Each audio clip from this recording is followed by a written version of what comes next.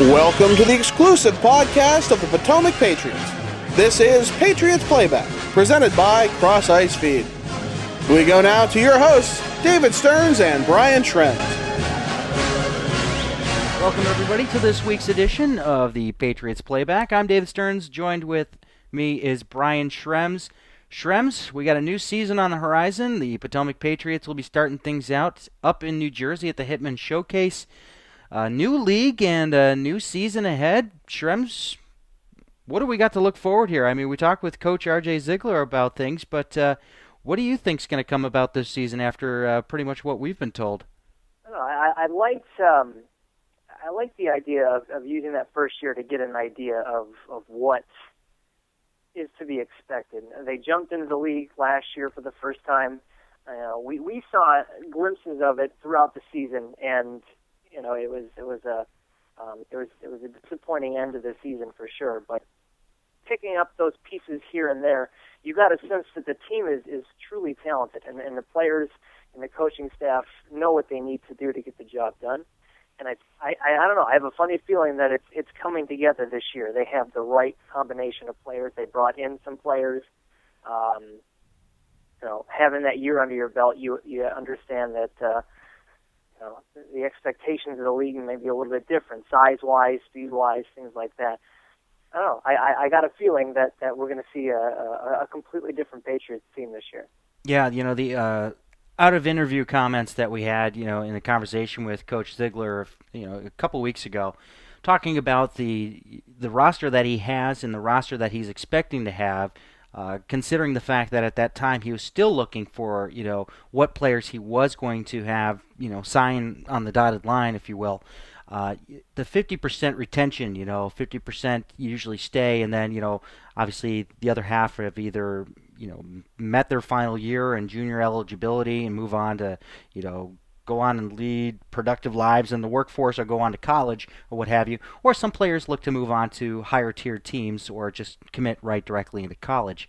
So this year's roster, I'm very interested to see what this year's roster is going to look like. It looks good on paper, as you say, and I definitely think that building off of last year being, in a new league, what it was for that team in their inaugural year last year, this year being the USPHL Elite, I think that this team is going to be a very exciting team from what we've heard and what we've seen. So why don't we just take it right into the interview with Coach Zeigler and see what he had to say about this coming season.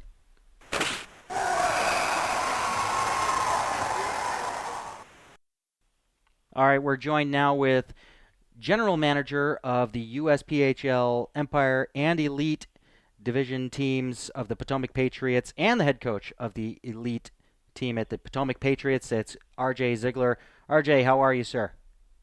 Good. How you doing, guys? Doing well. Doing good. So, Coach, we got a new season on the horizon here, and we got a showcase coming up against the Hitmen. But before we get into that, let's talk a little bit about the team that you guys have.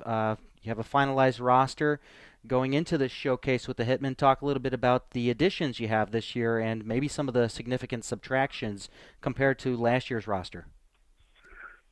Well, to start off, I'd actually say that we're not quite finalized yet. Oh. I think that we're in the same position that a lot of teams are, where we're still in talks with a lot of guys that we've met over the course of the off season that are currently skating with NA teams, and they're seeing if they stick or if they get released. Should they get released, then they have to evaluate their options at the Tier 3 level and see which program would fit them well. And we have a few guys that have pretty much verbally committed that they'd be interested in coming to us should they not stick with their various NA teams. So that being said, we're still very close. We're running with 3 goalies and 18 skaters right now for the top team, and we're running with 3 goalies and 18 skaters on the second team. So basically, we're only looking to bring in 2 to 4 more guys, and that would complete our roster. Okay. Well, go ahead, Schrems. Yeah, I was going to jump in here. Coach, last year we saw kind of a platoon style with respect to your goaltenders, Jesper and Moyer, and with a little bit of Forrest sprinkled in there once in a while. But going forward this year, I know you mentioned we met with you the last time. A new gentleman named Philip Parks is going to be competing with Dustin Moyer for a starting spot. Are you looking to platoon your tenders again, or are you looking for a bona fide starter this year? That's going to depend on their play. Yeah. I think any goalie, any coach, when he is referencing goalies, he's going to play the guy that's getting the job done. We'll give equal opportunity here early. We'll see who gives the team the better opportunity to win games, and then we'll go from there. All right, now, RJ, talk a little bit about some of these key players that you have brought into the system this year. I mean, obviously we talk about the returns of players like Carr and Gross and Gray and Pouliot and especially Cameron Smith in the mix here, and then Howland coming back. What about some of the new names that people may not be familiar with? Who have you brought in this year? Well, I definitely, I agree with you. A lot of the strength that we have is a lot of the players that we've brought back were key players last year. Mm-hmm. So it's good to have that to build on. And, getting guys like Chris Howland, who played with us for a year, went and played for Robert Morris for a year, and then has chosen to come back and play some more juniors. Chris is a huge addition, not just because of what he's able to do on the ice, but he's an incredibly gifted leader off the ice as well. He commands the respect of his teammates. He's a very mature individual, far beyond his years. He has been since I met him a few years ago. So he's a huge addition. We brought in a guy, Jake Wensley, he's a forward. He's 6'3", 210, I think. Played for the Middlesex Islanders in the EJ last year. He's going to look to get top 6 minutes for us this year up front. That was definitely a big one. I brought in a kid by the name of Connor Ackerman from the Pittsburgh area. Physical, fast player. I think he'll help out. Tyler Nolan moves up from the Empire team. He played a lot this summer. He did a lot of work off the ice. He did a lot to try to put himself in a position where he can not only make our top team, which he did, but be a contributor as well. Another guy that we get back who took a season off from hockey last year is Logan Nasser. Logan Nasser is another big guy. He's almost, size-wise, he's almost a twin to Joe Pouliot. He's a big power forward, and he loves to rough it up, and he loves to mix things up. So we got a lot bigger up front. I think that's something that we looked to address at the end of last season because of our youth and inability to play physically with every team that we skated with last year. And I think this year we're in a much better position to not have that be a problem. And I'll jump in for one more question. Coach, I'm looking at your active roster right now. It shows 4 active defensemen, 3 of which were not with the team last year. Puts a lot of pressure on Ian Edgington, who, in our opinion, was probably one of the smartest defenders we saw on your team last year. Liked to control the ice and seemed fairly responsible on the back end. What are you looking for out of your defenders this year? Is Edgington the go-to guy in terms of leadership, or are you bringing up 2 more guys that we've seen in the system before? That active roster that you're looking at isn't going to show everything. For example, our import players probably are not showing as active just yet. We have a Swedish defenseman named Jonas Glatt and a French-Canadian defenseman named Samuel Fournier. Those 2 are both battling for the last import spot on our top team. Jonas will start there to begin the season, so up at the Hitman Showcase this weekend, Jonas will be there. Jonas is a very offensively gifted kid. He's younger. He's 96, but he loves to play. Like I said, he's got great offensive ability, very good shots. Sees the ice extremely well. Stick handles well. When he moves up the ice, his head's up. He's surveying all of his options. Our job this year will be to put some size on him and try to prepare him for, his future with hockey. So he's a big pickup. We picked up a couple kids from one state north of us, Adam Natowski and James Thayer. They're both very talented players. Natowski is a great player offensively. I think he's going to be, he'll be a guy that those 2 play together, and they kind of complement each other's styles. There's a little bit more of a stay-home, physical, shot-blocking defenseman. Natowski can jump up, be a part of the offense. He'll probably see power play time. So they work real well. And then we also picked up an Ashburn defenseman that played on the Ashburn U18 team that won nationals last year named Justin Mendoza. Mendoza, I guess if I would compare him to somebody that we've had in the past, something like a Peter Veltri. He's pretty much an all-around good player. He's not overly physical, but he can be physical when he needs to be. I'd say he's just a real solid top 4D for us. And the other returner that you didn't have on there is Carter Schultz. We have Carter back as well. Oh, great. So right now we're running with 6 defensemen, and not to name names, but we did have a defenseman from our team from last year that chose to try to go play up north at a prep school. Has not enjoyed his experience, and I think he's getting ready to pack it up and come on back. So that would put another defenseman on our chart. And we had another defenseman from that U18 team from Nationals, that Ashburn team that came and did a little tryout skate with us last night, and he's coming again tonight. So we'll be looking to get up to our 8 defensemen here pretty shortly. Sounds like you guys bulked up a bit in the off season here. Well, that's what we're hoping. I think last year was our first year playing at this level. We went in thinking that we had a lot of talent, and I still believe that we did. What we lacked was everything just coming together, chemistry. I think we needed a little bit more leadership out of the players, and I think this year that's something that we really don't look to be lacking. Adding Howland was great. Alex Gross has really become quite a leader on the ice and in practice and everything. Anybody that knows Alex knows that he's got so much potential, and it's just everyone's waiting for it to kind of come together. And I really think that this season could be the year that it does for him. He stayed very focused in the off season. He worked hard, and he wants a leadership role on this team. And as of now, he's done everything to be one of the leaders. And Nick Ray has really stepped up in the same role. So, I think that we have that leadership, and hopefully it all comes together this time. All right. Now, looking ahead at this upcoming showcase, I'm not sure if there's a scheduling error or what it is on the website with the Jersey Hitmen, but so far it looks like you guys have Syracuse and Rochester to start things out, and then you guys kind of jump to Portland. But after that, who else are you expecting to see in this showcase? Because I think there's some confusion. All right, Springfield, and then they also have you lined up here with an overlapping time slot, it looks, with the Portland Pirates and Islanders Hockey Club. But yeah, I think that might be just an error. It might be the other. It might be the Empire team that's supposed to be set for that Islanders game. So you are seeing the Portland Pirates to finish out? I don't remember the order off the top of my head and what we're doing, but my understanding is the 4 teams that we're seeing are Syracuse, Portland, Rochester, and Springfield. Okay, all right. So what is your expectations up against these 4 teams with the squad that you have currently? Well, it's very, very difficult to know what to expect until you see teams skate. Right. You can look on paper, you can see where guys used to skate in the past. I don't think, what people have done in the past on different teams is necessarily the greatest way to try to expect what you're going to see.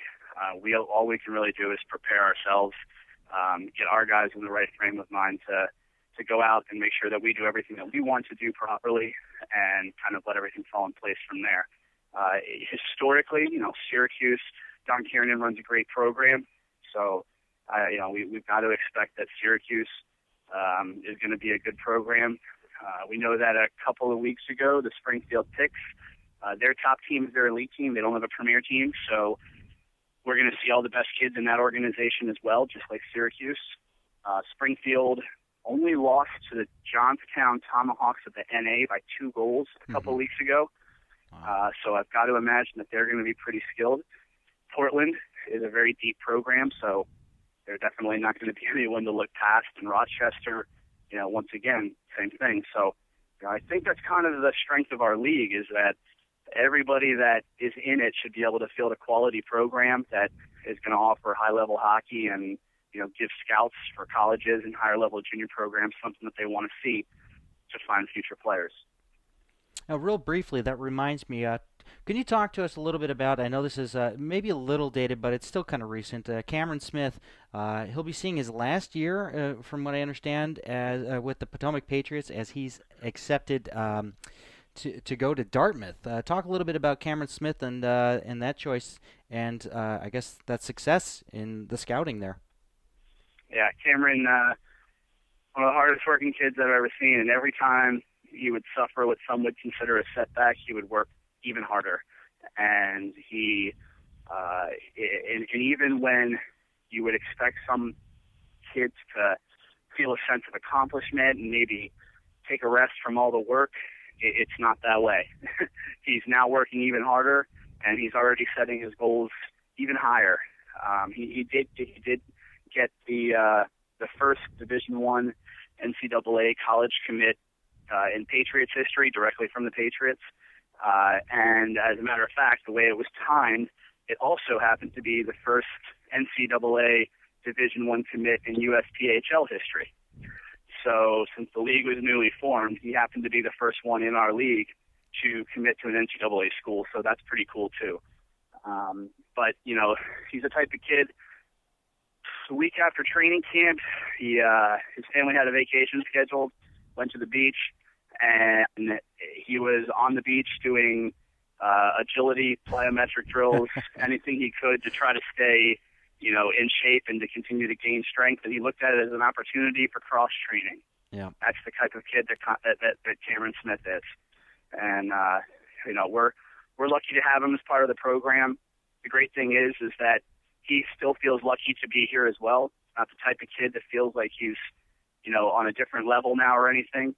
He hasn't, demonstrated any characteristics different from last year. If anything, it's just an even harder work ethic. All right. Well, Shrems, you got anything else on the elite team? I do want to jump in just a little bit to talk a little bit about the Empire team, if you don't mind, RJ, just to kind of get a sense of where this team's headed. Shrems, you got anything else? No, we can jump into Empire for sure. All right, RJ, what does the Empire team look like? I mean, we're going to talk maybe in the future with Coach Little and Coach Sherman, but what can you tell us about what you've seen so far? Well, in training camp, we had several guys kind of make an impression on us that, showed us a lot of potential for the future.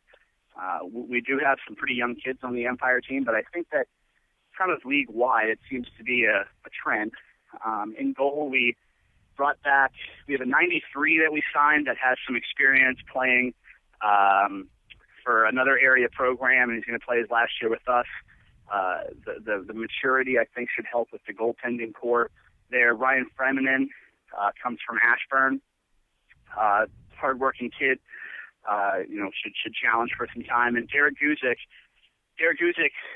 he's probably one of the hardest working kids in our program. I don't think there was a week this year that he wasn't doing something to try to improve his game and take it to the next level. And I think the first step for Derek is he wants to grab that starting role for the Empire team, and then from there he's going to set his sights on trying to work his way up. And that's what we need. If for any position, is for players to, be working that hard, that they're really nipping at the heels of the guys in front of them and keeping them working as well. So Derek really sets that tone for the whole program. So it's a great thing to have. Defensively, a couple notables. Ludeman is a player that I've also compared to Peter Beltry, though he's significantly younger. He came to us from Prince William. He's a great kid, not the biggest kid in the world. Plays the body extremely well in respect to positioning and knowing when he's going to try to throw the body and when he's going to just try to, angle people off. Sees the ice really well, skates well. He's got a lot of talent and a lot of ability, and he's a great kid. Alex Groner is a 97 birth year defenseman, huge kid. He's like 6'2", 6'3". He's been working real hard in the off season to put some weight on, and I think that as he gets a little bigger and stronger, he's really going to start fitting into the league well and be an impact player. He came to us from Ashburn.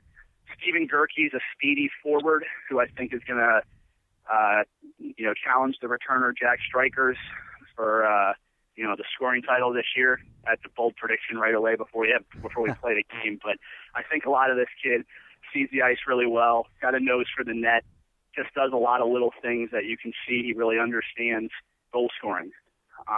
So we're excited to have him.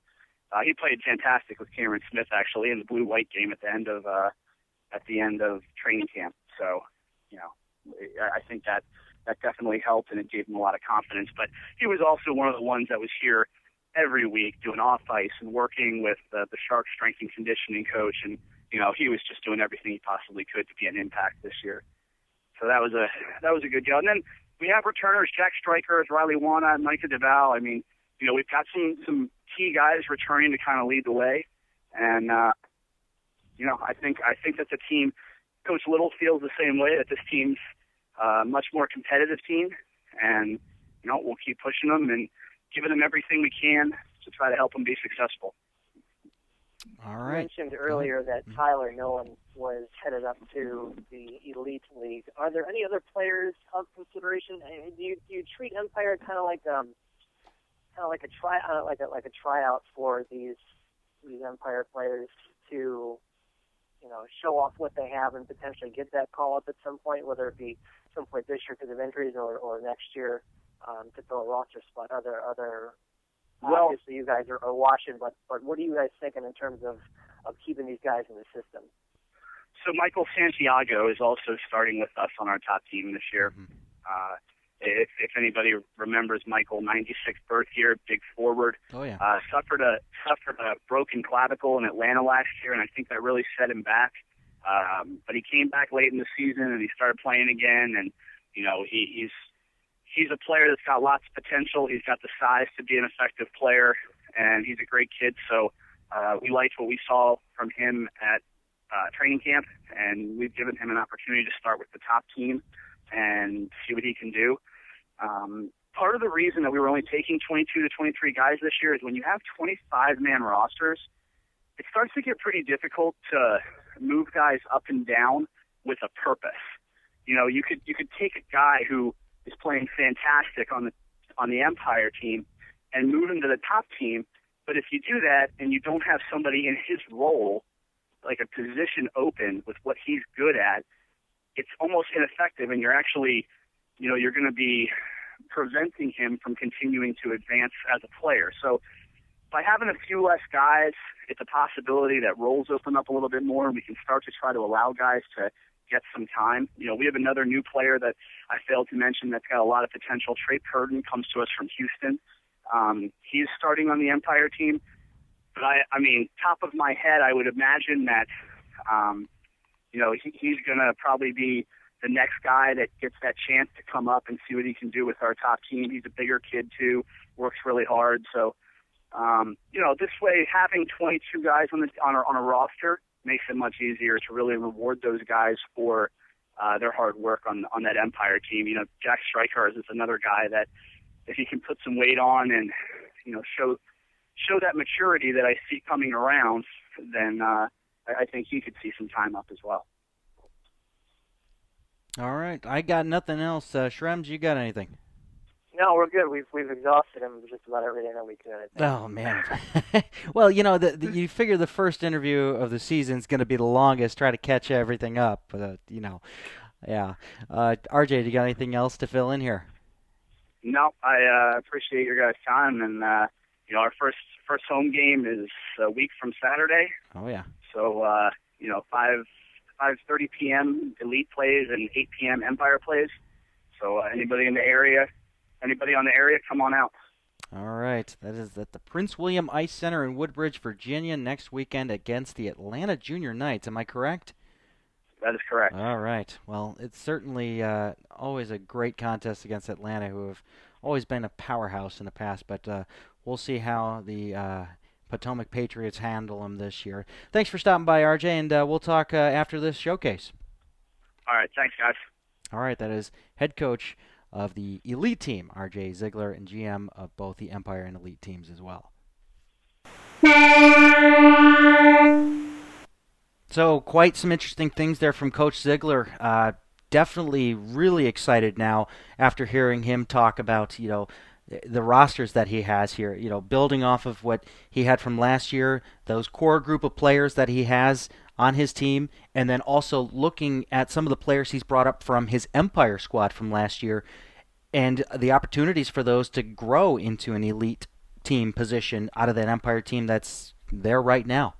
Right. Tyler Nolan, Michael Santiago will be joining the elite team this year. And we saw them a lot last year with the Empire. We called their name quite a bit, so it's obviously a good sign. I like how the scouting seems to have been stepped up a notch. We got players coming in from all over the country, plucked a guy out of Canada. It seems like within just a summer, the reputation of this team as to where it's going is greatly jumped several calibers. Yeah, I definitely think that this team is going to impress us right off the get. I mean, first weekend is going to be definitely a challenge. Atlanta Junior Knights, of course, past champions in years past, they are definitely the team to beat when you go toe-to-toe with them during the regular season, and especially if you come up against them in the playoffs. So Atlanta Junior Knights to start, I'm excited to see that, in the first weekend at home, next week at the Prince William Ice Center. But this showcase up in New Jersey should definitely be telling, going up against the talent like that of Syracuse and Rochester and Springfield and Portland. So, I mean, a few of those teams I've seen in the past, and obviously RJ's familiar with this the organizations that they're about to go toe-to-toe with. But as far as the season schedule goes, one thing I didn't talk to RJ about, and I want to talk to you about it a little bit, the home schedule, last year we had this issue where the home schedule was split, really, right down the middle, where the beginning of the season was home heavy and the end of the season was home heavy, and a lot of road games in between, and then also some 2 to 3 week breaks between game weekends on the road. This year, it looks to be shaping up a little bit differently, though there is a bit of a gap in December and January. No home games there at all, but I think they're looking to fill with some exhibition games, kind of familiar similar rather to what they did last year, plugging a game against George Mason University, and maybe they'll have something set up like that this year. But what do you think about the schedule this coming season? I know we do take 2 months off from doing our broadcast. I don't care for that one bit. It gets you out of touch with that team from a broadcasting perspective. You lose all insight into statistics and players and things like that. You got to catch yourself back up. So from our perspective, it's not what we're looking to do. Right. And I figure from a player's perspective, there's something about being at home, and we saw a fairly decent turnout for most of the games last year. Oh yeah. Just having that home crowd with you, just having the atmosphere in your favor is huge. And when you spend the first half of your season at home, and then all of a sudden you're gone for a month and a half, 2 months. Mm-hmm. It's deflating. It takes a toll on the players. They have to pack up, get on a bus, go play somewhere else, come home, and do it all again the following weekend. You look for a favorable travel schedule for sure. If it's not in the cards, it's not in the cards. It's one more thing that they're going to have to deal with this year. I guess sprinkling in the showcases in various points of the season is a good, healthy thing. Like you get one at the beginning, you get one in the middle, you get one at the end. But one thing I am excited about is this showcase that the Patriots are hosting this year. Yeah. February 14th through the 16th at the Prince William Ice Center, the Potomac Patriots will be playing host for a showcase tournament that's going to be very exciting. 30-some-odd teams, Empire and Elite and the like, will be showing up at the Prince William Ice Center, and hopefully we'll work out something on a broadcast schedule. So, but, the schedule all around here, we see East Coast 4 games in a matter of 3 weeks. How about that, huh? Yeah, we'll get to know East Coast pretty well. So I'm looking forward to seeing what they put together. They were a fun team to match up with against Potomac last year. Yeah. Atlanta, they had a great squad. So did Hampton Roads. But there was something about Potomac and East Coast that I really enjoyed. Just they were on a similar plane in that regard. Yeah. We saw our closest matchups between East Coast, and you don't like to call a blowout, but I'm looking forward to seeing what they got, and we got a couple of buddies down there that we'll catch up with when they roll into town here too. Well, shout out to Brian Linzer down there at East Coast. He's always fun to talk to, and of course, Coach Jones as well. down in Hampton. We'll look forward to having him come up. I mean, we've been making good contacts with all these teams, and I mean, they're all exciting to watch play against the Potomac Patriots. So, and we do have a good fan base coming from the other teams as well, from their fans. So we do appreciate them tuning in from all the way down south to Atlanta, and as far north as, well, of course, Hampton Roads, as we termed as the real Virginia. But yeah, this year I'm definitely looking forward to it, and it should be very exciting with the Empire and the elite teams at the Potomac Patriots. But just a reminder to folks that yes, we will be broadcasting every home game this season. So definitely check out the schedule at crossicefeed.com/stream. That'll be where you can find the live stream, and also the schedule will be below the stream player as well, so you can get yourself caught up and mark your calendars on when you can watch some live free action at Cross Ice Feed. And also, for our local fans, we will have the capability for people to tune in to the broadcast while sitting in the stands. I know somebody did post on the Facebook that, wow, with modern technology, you'd think people still have portable radios. Well, I still think people do, somewhere in a junk drawer or something like that. Yes, it is the age of the iPod. I do digress that is true. Think about it this way. If things get too cold in that arena for you, you can go in the lobby, because we're broadcasting to the lobby this year. Yep, and in the cafe area, yep. And I'm going to plug in the fact that if you can't make it to the arena or you're stuck in limbo somewhere, you can pull up the game on your smartphone through our website, and you'll be able to watch or toss it into the audio of your car as well. So, you know, we've expanded our capabilities of getting to know this team this year exponentially. Yep, and we'd also like to welcome in our new member of the broadcast team. We're going to have John Baranowski joining us. He'll be worked into the broadcast as our in-game host, and he will also be doing some of the video editing for some of the segments you'll see on the broadcast. So stay tuned to welcome in John in the first broadcast next weekend against the Atlanta Junior Knights. So very exciting season coming up for not only the team but for our broadcast as well, as we continue to work with the Potomac Patriots, and definitely looking forward to a great season. Shrems, anything to finish out this first podcast here for the 2013-2014 season? I don't think so. I'm looking forward to next weekend, opening weekend against the Atlanta Junior Knights. Coach said 5:30, 8 o'clock will start. Yep, you got it. 5:30 Empire, 8 o'clock Elite. You can see all the action live on crossicefeed.com/stream. And if you want to contact us during the games as well, to give us some feedback, give us some comments or what have you, or tell us where you're listening from or watching from, that's crossicefeed.com/contact for that information. So, yeah, Shrem's definitely looking forward to another great season. Of course, this will be our fourth season calling hockey together, is it not? This is it. We've started, 4 years ago at UMBC, and wheeled our way up to this point. So not too shabby, Mr. Stearns. Keeping it going, keeping the dream alive. Absolutely. All right, folks, tune in next week as we'll have a recap with Coach Zeigler and players from this coming weekend's Hitman Showcase, and get a preview of next weekend when the Potomac Patriots, Empire, and Elite teams take on the Atlanta Junior Knights. This is David Stearns for Brian Shrem saying take care, everybody, and as always, don't stop believing.